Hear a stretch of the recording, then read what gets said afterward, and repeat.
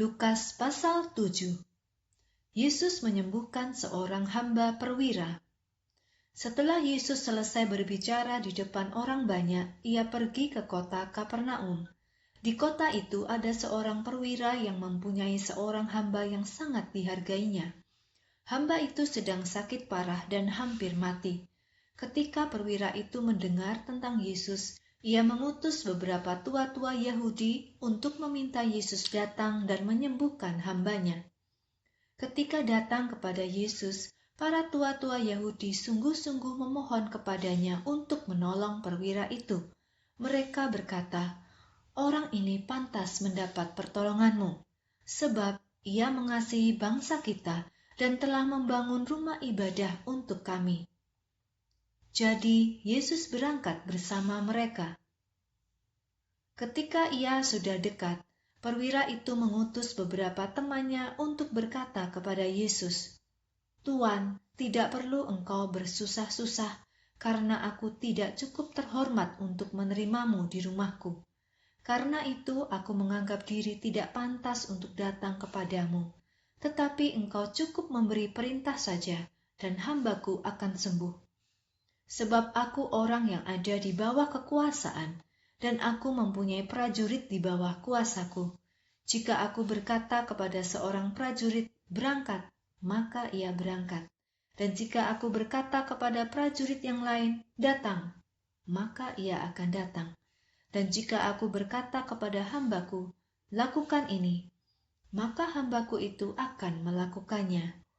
Ketika Yesus mendengar perkataan itu, ia merasa kagum, lalu berbalik kepada orang banyak yang mengikutinya dan berkata, "Kukatakan kepadamu, belum pernah aku menemukan iman sebesar ini dimanapun, bahkan di Israel."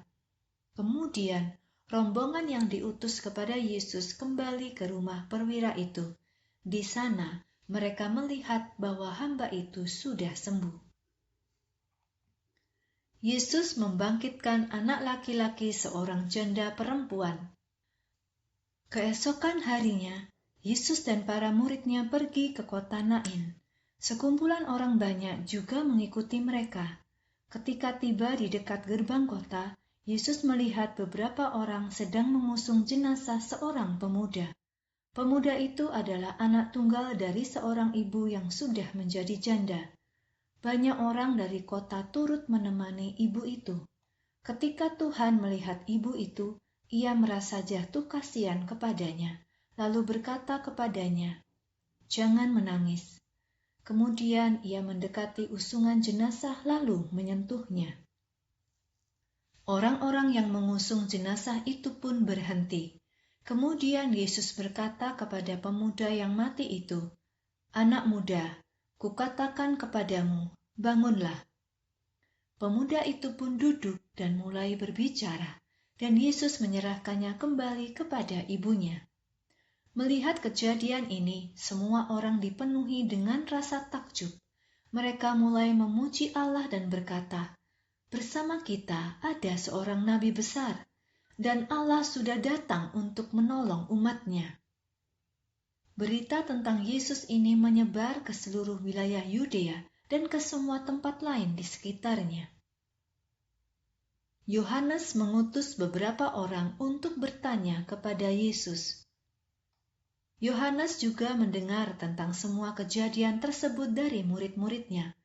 Lalu Yohanes memanggil 2 orang dari murid-muridnya. Mereka diutusnya pergi kepada Tuhan untuk bertanya, "Apakah engkau adalah orang yang kami harapkan akan datang itu, atau haruskah kami menunggu orang lain?"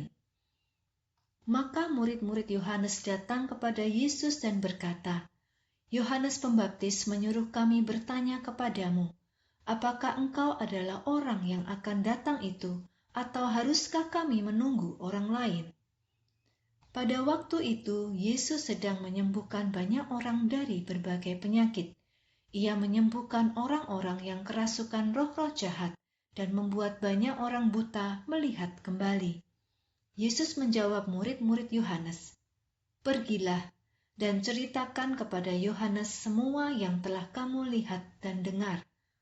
Orang buta melihat, orang lumpuh berjalan, orang kusta disembuhkan, orang tuli mendengar, orang mati dibangkitkan, dan kabar baik diberitakan kepada orang miskin. Diberkatilah orang yang tidak meragukan aku.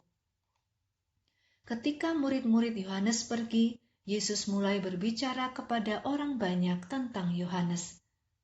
Siapa yang ingin kalian lihat di padang belantara? Sebatang rumput yang ditiup angin? Sejujurnya, apa yang kamu harapkan? Seorang yang berpakaian indah? Tentu saja tidak. Orang yang memakai pakaian indah dan hidup dalam kemewahan berada di istana-istana raja. Sejujurnya, apa yang ingin kamu lihat di sana? Seorang nabi? Ya, Yohanes adalah seorang nabi, tetapi kukatakan kepadamu, ia lebih daripada itu. Kitab suci menuliskan tentang dirinya. Dengarlah, aku akan mengirimkan utusanku mendahului engkau. Ia akan mempersiapkan jalan bagimu. Kukatakan kepadamu, dari antara semua orang yang sudah dilahirkan, tidak ada seorang pun yang lebih besar daripada Yohanes. Akan tetapi, orang yang paling kecil dalam kerajaan Allah lebih besar daripada Yohanes. Ketika orang banyak mendengarkan Yesus, mereka semua mengakui bahwa Allah itu benar. Bahkan penagih pajak pun setuju. Orang-orang ini telah dibaptis oleh Yohanes.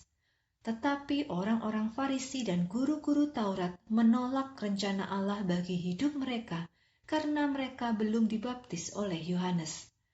Lalu Yesus berkata lagi, "Dengan apakah aku akan bandingkan orang-orang pada zaman ini? Seperti apakah mereka itu? Mereka seperti anak-anak yang duduk di pasar. Satu kelompok anak-anak memanggil anak-anak yang lain dan berkata, 'Kami bermain seruling untuk kamu, tetapi kamu tidak menari. Kami menyanyikan lagu sedih, tetapi kamu tidak menangis.' Yohanes Pembaptis datang, tidak makan roti dan tidak minum anggur, dan kamu berkata, 'Ia kerasukan roh jahat.' Tetapi Anak Manusia datang, makan dan minum, dan kamu berkata, 'Lihatlah, ia seorang yang rakus dan pemabuk, teman para penagih pajak dan orang-orang berdosa.' Tetapi hikmat dibuktikan kebenarannya oleh mereka yang menerimanya." Simon orang Farisi.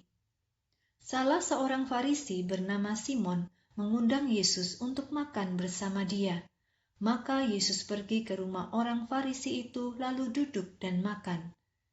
Di kota itu ada seorang perempuan berdosa.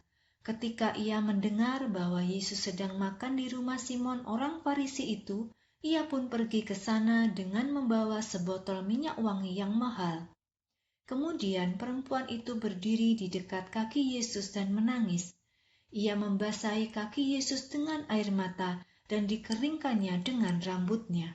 Setelah itu, ia menciumi kaki Yesus lalu meminyakinya dengan minyak wangi. Ketika orang Farisi yang mengundang Yesus melihat hal ini, ia berkata dalam hati, "Jika orang ini seorang nabi, ia tentu tahu kalau perempuan yang menyentuhnya itu orang berdosa." Menjawab pikiran orang Farisi itu, Yesus berkata kepadanya, "Simon, ada yang ingin kukatakan kepadamu." Simon menjawab, "Katakanlah, Guru." Yesus berkata, "Ada dua orang yang meminjam kepada seorang pemilik uang. Satu orang berutang 500 keping uang perak, dan yang lainnya berutang 50 keping uang perak.